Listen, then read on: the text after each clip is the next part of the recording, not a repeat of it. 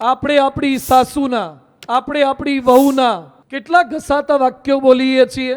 અહીંયા તમારે ઘરની બહાર બેસીને મહિલા મંડળ શાકભાજી ફોલવા બેસે એવો રિવાજ છે. અહીંયા બેસતા હોય છે, શાક ફોલવા માટે કેટલાક બેસતા હોય છે, ગામડાના હોય તો. આ લોકો બૈરાઓ ભેગા થાય એટલે ખાલી શાક જ નથી ફોલતા હોતા, સાસુ ભેગી થઈને વહુઓને ફોલે અને વહુઓ ભેગી થઈને સાસુને ફોલે. ખાલી ચોળી ના ફોલે, હાળી ફોલે, હાઢું ફોલે, બદન ફોલે, ખોતરી નાખે અને એમાંય સહેજ બોલ્યા હોય તો પાછું ખોટું લાગી જાય. હવે સાસુ બોલે એમાં કઈ આપણે એસિડ પીવાના હોય?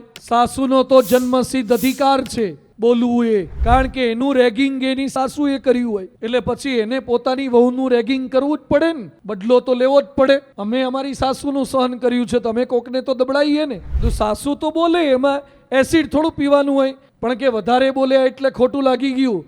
જો સાસુ ગમે તેટલું બોલે એસિડ ના પીવાય, બહાર જઈને ગોલા ખાઈ આવાય, આઈસ્ક્રીમ ખવાય, ગુલ્ફી ખવાય. આપણે શું કરે એસિડ પીવાનું? સાસુને પીવું હોય ભલે ને પીતા, ખોટું લાગી જાય છે. સહેજ બોલે એમાં સાસુને ખોટા લાગી જાય છે.